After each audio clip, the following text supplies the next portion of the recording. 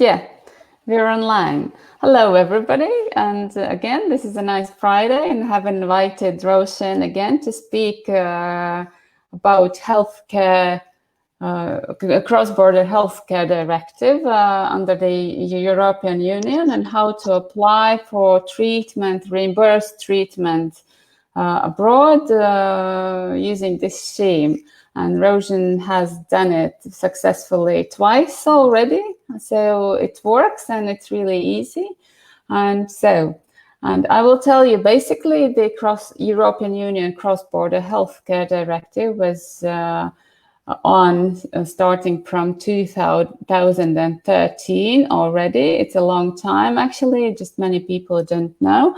And this directive is about that every person has rights to have the treatment in facilities of their choice, and especially if there are long waiting lines in their home country and they cannot reach the necessary treatment on time. And so all European Union countries, inhabitants have rights to choose the treatment in another European Union or European Economical Area country. So we will go step by step through the process. Roisin, Yeah. hi. Hi, everyone. I didn't want to interrupt you there. Sorry. Okay, good. Good to see you, and I hope everyone's well that's listening during these crazy times. These are crazy times, I totally agree. But we have to be positive, I think, and move forward. So we cannot help anything. Here, and we're all well, most of us are healthy and doing well. Yeah. So there's a lot to look forward to and be positive about. Yeah. So let's speak about that. I will share the screen so we can see some bullet points. How to authorize for an EU cross-border healthcare directive in Ireland. I'm very sorry for the UK patients. It was available until the end of this year. Due to Brexit, you're going out of this agreement with the European Union, so it's no longer active after the end of this year. And so let's speak about the Irish patients and Irish patient possibilities and rights, actually. So the first thing that you need is to be approved and referred for the bariatric surgery by your GP. And this is the public health person that should refer you for the surgery, and you can have the surgery because of health reasons. Correct, Roisin? Yeah. So if you decide that you want to have bariatric surgery, it's something you should discuss with your GP, or maybe you're already on a waiting list, with a bariatric team here. But the first step to get the ball rolling is through your GP, really. Yeah, getting a referral letter off your GP for a bariatric. Say through Weight Loss Latvia, for me, when I was applying to go, it was getting a referral letter off my GP for OLEGs, to have an in-person consultation. That was the first step for me. And lately, yes. Another important thing as well is you need to contact the Cross Border Directive directly as well, and they will send you out documentation and instructions. Perfect. I will show you also. In the end, there are contacts and also website where you can read all regulations, and I will post also afterwards on comments the documents you need to complete. So you're going to receive them whether in email or by post. I guess mostly everyone receives by post those documents, but you can also print, or I can print, so it doesn't matter. They're forms are online available. No, They're very widely available online or in person. And the Cross Border Directive, they're very swift. If you contact them today, you'll have the letter, but you'll have all the forms tomorrow. Yes, they're very open. I've been in contact several times as well, and lately that our previous Irish people who have been applying and contacting their GPs, the GPs were sending actually also referral letter by post to Dr. Oleg Kozlovskis in Sigulda Hospital. So this is a very nice communication form between doctors that's going on also in Ireland and also in other countries, referring patients to one or another doctor. And so the same work. The world today is very small. Everything is online, everything is available, and post services are working 24/7. So it's very nice also that our surgeon receives a referral letter from your GP. And so after your surgery, the doctor prepares the same letter, also sending to your GP. So this is a common communication form. So your GP is also having the contact of the surgeon. So anytime they can keep in touch and get in contact. So it's very, very nice. I think as well, it's very good that a lot of people self-refer when they're going abroad. So your GP sending a referral letter is also, your GP giving a full medical history of you to your surgeon, so the surgeon has more information about you and a greater understanding of your medical history and your background. Yes. So perfect. So this is about the GP's referral, and the next step is the surgeon's consultation and referral for the surgery by the bariatric surgeon.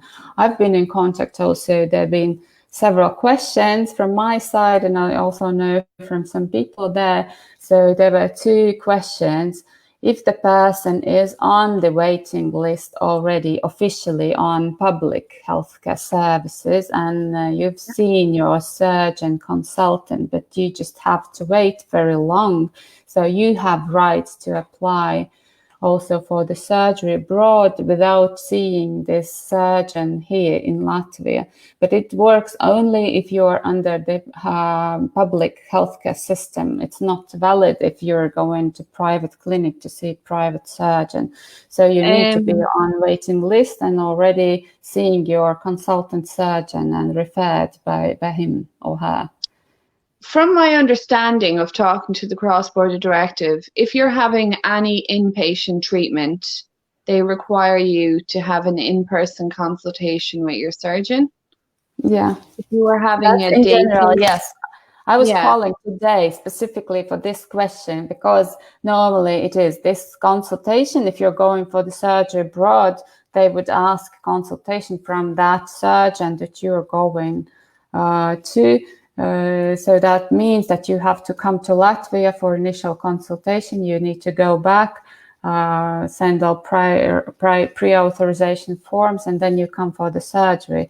But if you have a consultation under public healthcare system with the surgeon consultant, and he refers you to the public healthcare system to have the bariatric surgery, but you have to wait like 2-3 years, so you have rights still to go abroad. So I would recommend, of course, to contact first the cross-border office first to agree with that, because this is what they are saying. If you were referred already and approved for the surgery on public healthcare list, so that you have rights to go abroad without this first consultation. You can either get a letter off your GP, as a path of referral through the Cross Border Directive, or if you're on a waiting list here to see a surgeon, you can also use the fact that you're on a waiting list here. That's another automatic kind of referral path for you if you can document or get a letter off your surgeon stating that, yes, Roisin is on a waiting list here to be seen. It's in your favor, So even if you're on a waiting list here, you can still go abroad. The waiting lists are very expensive. Yes. And so situation one, you come in for a consultation here to Latvia, or the situation two, if you're on public health waiting list already, then you contact the cross-border office and ask whether you can skip this step, come in for a consultation here. So that would be, I would recommend to agree with them all steps that you're doing. It's not that hard, so to just have a call and to discuss everything, right? And the other question was about the body mass index. I've got several inquiries at the moment with body mass index like 34 and 35, and it seems like you won't be approved for the surgery by Cross Border Healthcare office, but they are saying if there are medical indications, if your GP refers you, and if the surgeon really refers you due to medical conditions and to improve your health, that you would be eligible for that. So it doesn't mean anything that your body mass index is 34, for example. Yeah. So you still I have think right. in Ireland, in order to qualify, generally, I think your BMI has to be above between 35, 37 minimum, up beyond 40. But if you have pre-existing health conditions associated with your weight, like sleep apnea, maybe you're diabetic or you have high blood pressure, like your BMI is not the be all and end all, so even if your BMI is a bit lower, this is why you fly over and you meet your surgeon, because the surgeon, their medical opinion on what is best for you is what dictates if you're approved or not. If the surgeon thinks that your pre-existing health conditions are they're going to be improved with surgery, regardless of your BMI, then you should still be approved, and it won't stop you. Don't let that hold you back. Yeah, absolutely. So, and you will receive from the cross-border office all pre-authorization forms. The part one part is that you should be completed by yourself, and the other part should be completed by your surgeon. And so if you're coming for a consultation over here to Latvia, so you have to send the pre-authorization form. The doctors, as a consultation here is free, so that's why we need to make a surgeon's referral letter that we are doing here. And also all payment documents approving your travel and your stay in a hotel if necessary. So you send all documentation there, and the Cross Border Healthcare office reviews it within a week. It's quite fast process. It's not like waiting. It's 7 working days. Yes. You just need to, even when I flew over, the woman told me something like, have your plane tickets as proof of travel, a receipt from your hotel, a receipt from going out for dinner, or maybe something you bought in a shop. You're just documenting that you did fly and travel for healthcare. Precisely. Yes, and they're not covering the travel costs. So the directive covers only the healthcare costs. They're not covering accommodation in a hotel and also travel. So all medical documents will be covered. So the invoice by hours will be covered. So the next step is, we passed already this, the pre-authorization approval by the cross-border office. So you're getting your approval, then you're ready to come for the surgery. You're coming for the surgery, paying your invoice privately. And then after the surgery, when you're back home, you're just completing all forms. A part of the forms we are completing here together with the surgeon.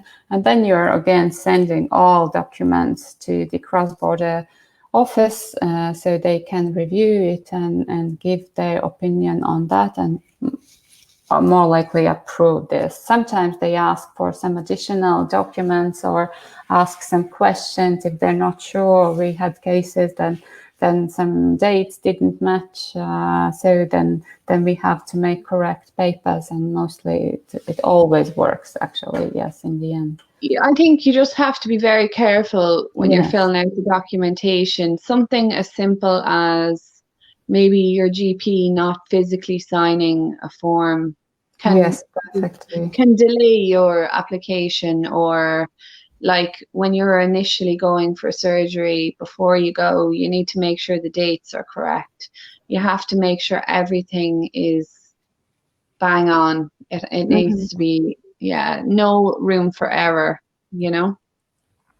Yes, and then now we are more experienced already now too. We have had some issues with correcting this or that, so I think I can help pretty much. And the doctor also is familiar with all needs and everything, so it goes quite smooth already now. So there shouldn't be any problem. So in total, like a conclusion of all steps, then you need your GP's referral that you're referred to have the bariatric surgery due to medical reasons to improve your health. Then you come in for a consultation and complete pre-authorization forms and apply for pre-authorization in Cross Border office in Dublin. And the next step is that you come in for the surgery, pay privately, and go home and apply for reimbursement at the Cross Border office. Yeah. Being carefully completing all forms and being totally honest, of course. I believe they are very, very careful because of situations before that people were trying to cheat, maybe.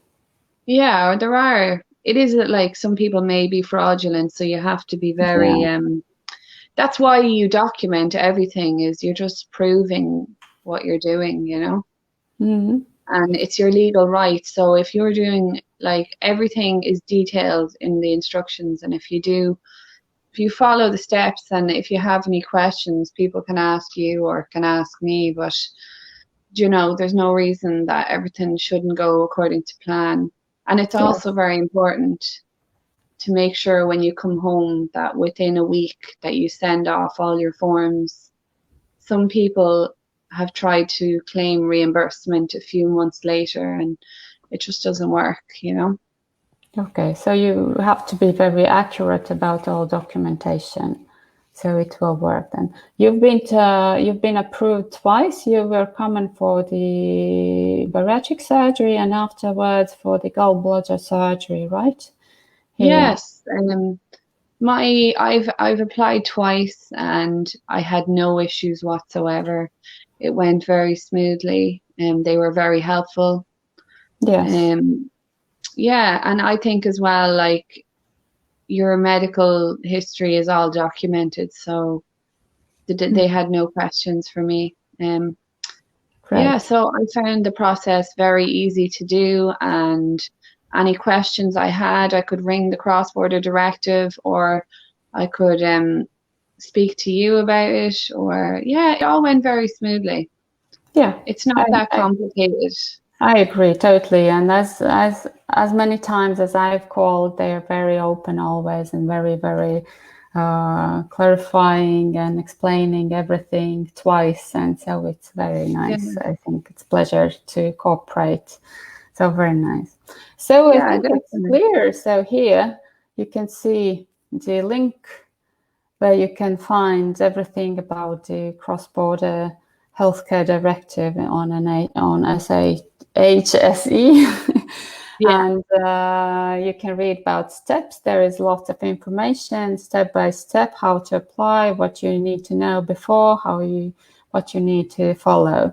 There is a phone number for the Cross Border office in Dublin, and this is my number too. And you can find Roisin on the group as well. She's experienced with that and can help you also with explaining steps. So I think everything is pretty clear, and there is no fear and no worries about that you won't be approved somehow. If you follow all steps, everything will work easily, right? Yeah, no, I think it's something you're entitled to. You know, you're entitled to access healthcare, and going abroad is no different. You just need to follow the right steps. Yeah, and there's plenty of people here to help you. And Absolutely. you're nearly an expert, Ilva, at this point. You've been through it so many times. Yeah. Yeah, you know, the time is that and different cases teach us, and we learn. I think I was one of the first people who came through the Cross Border Directive. Yeah. Yes, actually, yes. I was only in touch before with Swedish public health insurance, and it was even easier in Sweden, and they're very open there too. I know my previous experience with NHS in the UK was much more difficult and much more complicated because they were asking for additional steps, and they were not ready. And also all the health system on NHS, of course, it's much bigger and much more complicated and separated from area to area. So yeah, but in Ireland, I think it's very clear and very easily understandable, and everything works very smooth. Yeah, definitely. You know, now it's it's quite straightforward, and this money, it's expensive having surgery, but if you're entitled to healthcare, go for it. Oh, of course, we've been discussing already this is a very big and responsible decision, and this is the decision to change all your life. So it's not very easy and not easy going, and it's also not an easy solution for the weight problem. So it will ask 100% of your commitment. And we pay, like me as an Irish citizen, I pay my taxes, and why shouldn't I access healthcare, get something back? Yeah. Definitely. Definitely. Okay, thank you, Roisin, for today. I think we made it clear. And the main is not to be afraid, not to be scared, and not to be too lazy, and just call and get through all the process and perform with accuracy with all documents, and everything will be fine. Right? Yeah. Okay. Yeah. Okay, Ilva. Well, thank you very much. Have a nice have a wonderful day, and I hope everyone has a lovely weekend. Yeah, absolutely. Okay. Take care. Bye. Bye.